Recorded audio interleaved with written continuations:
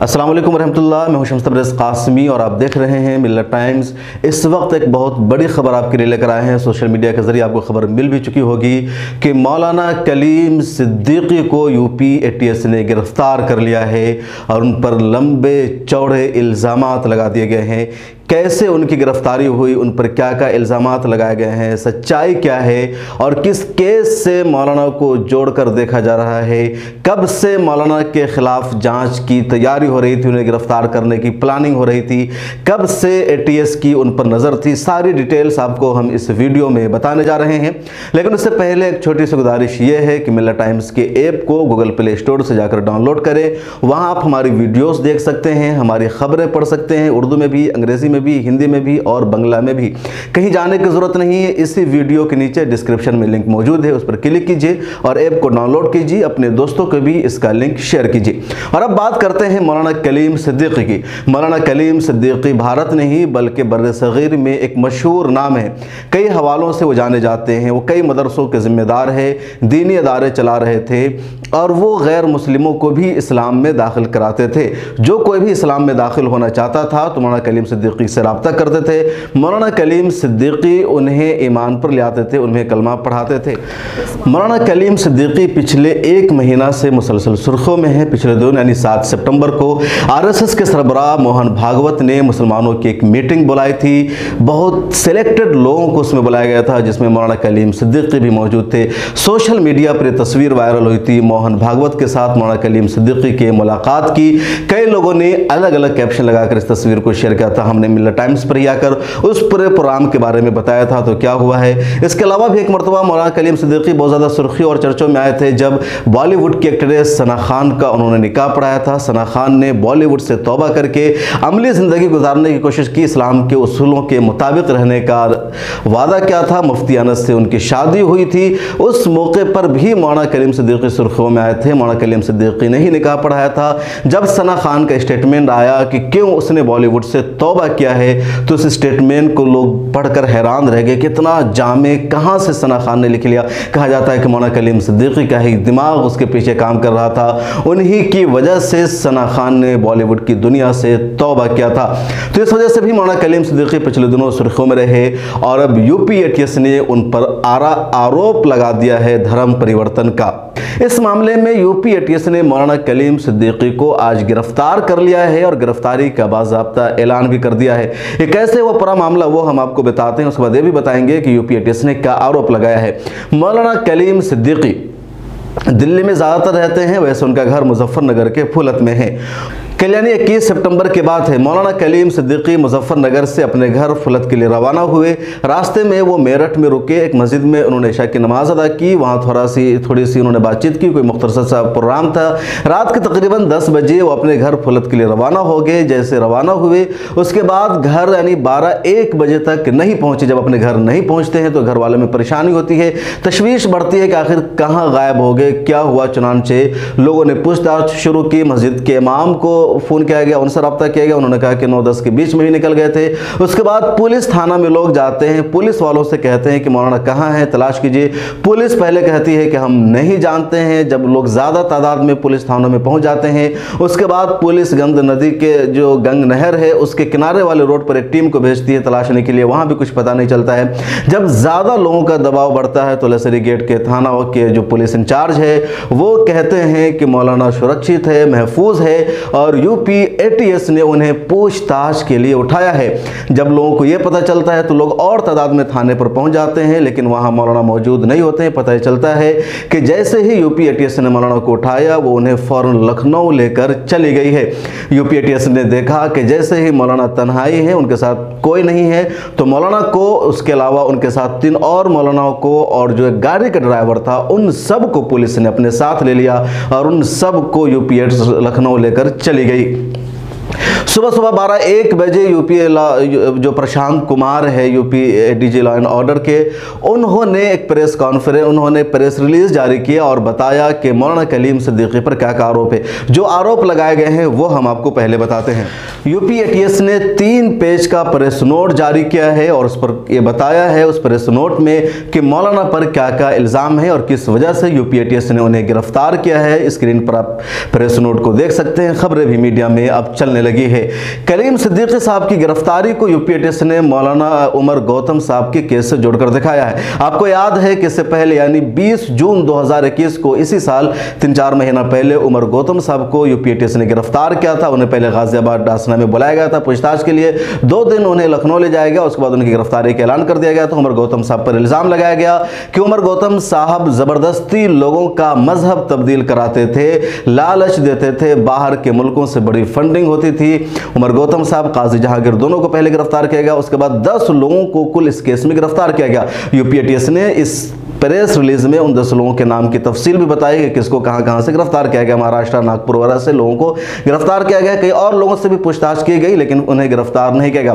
अब इसी से जोड़ते हुए कलीम सिद्दीकी को भी यूपी ATS ने गिरफ्तार किया और कहा है कि कलीम सिद्दीकी भी बड़े पैमाने पर धर्म परिवर्तन कराते थे, लोगों को लालच देते थे, पैसा का इस्तेमाल करते थे और उमर गौतम से ही उनका मामला जुड़ा था। जिन तंजीमों के जरिए उमर गौतम की फंडिंग होती थी उनके जरिए कलीम सिद्दीकी की भी फंडिंग होती थी। मौलाना कलीम सिद्दीकी के बारे में यूपी ATS ने लिखा है अपनी प्रेस रिलीज में कि मौलाना कलीम सिद्दीकी फुलत मुजफ्फर नगर के रहने वाले हैं। उनके वालिद हाजी अमीन हैं। मौलाना कलीम सिद्दीकी ने पहले स्कूल में तालीम हासिल की, उसके बाद दारुल उलूम नदवतुल उलमा से उन्होंने तालीम हासिल की। उनका एक ट्रस्ट है शाह इमाम वलीउल्लाह ट्रस्ट। इस ट्रस्ट के जरिए वो बहुत सारे मदरसों की फंडिंग करते थे। यूपी ATS ने आगे अपनी प्रेस रिलीज में लिखा है कि मौलाना कलीम सिद्दीकी प्याम इंसानियत के नाम से प्रोग्राम चलाते थे और प्याम इंसानियत के नाम पर वो हिंदुओं को, मुसलमानों को सबके सामने जन्नत और जहन्नम की बातें करते थे, लोगों को जन्नत का शौक दिलाते थे, जहन्नम का खौफ दिलाते थे और फिर उन पर दबाव बनाते थे कि वो इस्लाम कबूल कर ले और इस तरह हिंदू मुतासिर होकर इस्लाम कबूल कर लेते थे। यूपी ATS ने प्रेस रिलीज में यह भी लिखा है कि मौलाना कलीम सिद्दीकी समाजी काम करते थे, गरीबों की मदद करते थे और समाजी कामों की आड़ में वो मजहब तब्दील कराते थे। यूपी ATS ने बड़ा आरोप लगाया है। इसके अलावा यूपी ATS का यह आरोप है कि मौलाना कलीम सिद्दीकी लोगों से ये कहते थे कि इस्लाम का निज़ाम ही लोगों को इंसाफ दे सकता है, इस्लाम का निज़ाम ही लोगों को भलाई दे सकता है, मसावत दे सकता है, शरीयत के मुताबिक ही चलने में ज़िंदगी बेहतर हो सकती है। और इसी बुनियाद पर मौलाना ये भी कहते थे कि 3 तलाक़ के मामले को पार्लियामेंट के बनाए हुए कानून की रोशनी में नहीं हल कराना चाहिए, बल्कि जिस किसी के साथ भी तलाक़ का मामला पेश आता है तो शरीयत के मुताबिक उन्हें अपना मामला हल करना चाहिए। ये आरोप लगाया यूपी ATS ने मौलाना कलीम सिद्दीकी पर।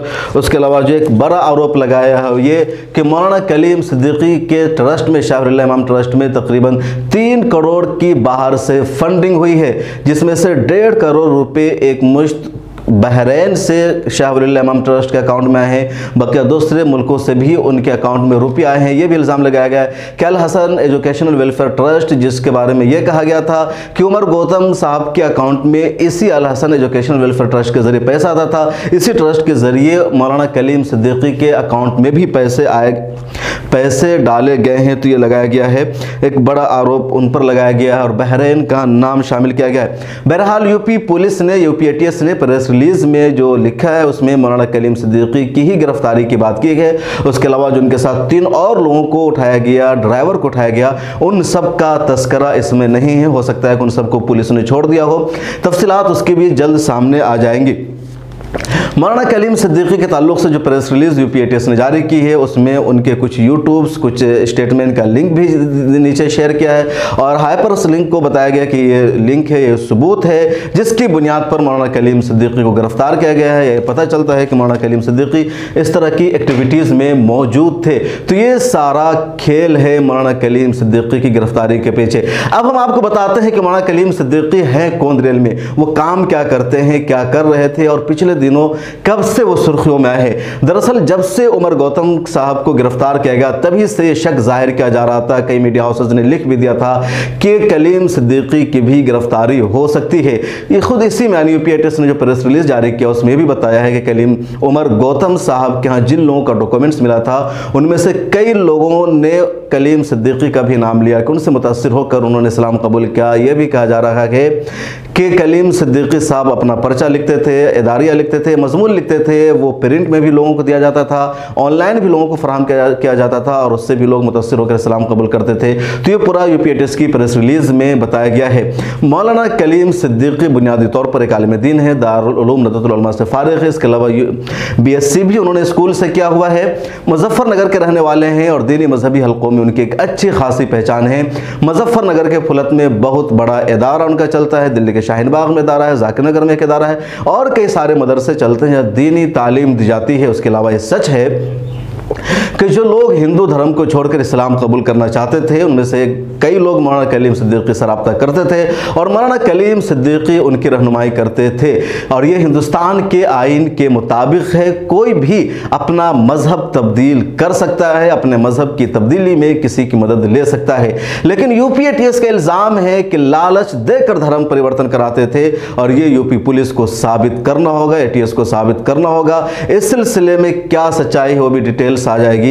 मौलाना कलीम सिद्दीकी जैसे जितने लोग हैं वो यही कहते हैं कि जब लोग मजहब तब्दील कराने आते हैं तो हम उन्हें उनकी रहनुमाई करते हैं, ज़बरदस्ती किसी के मजहब को तब्दील नहीं करा जा सकता है।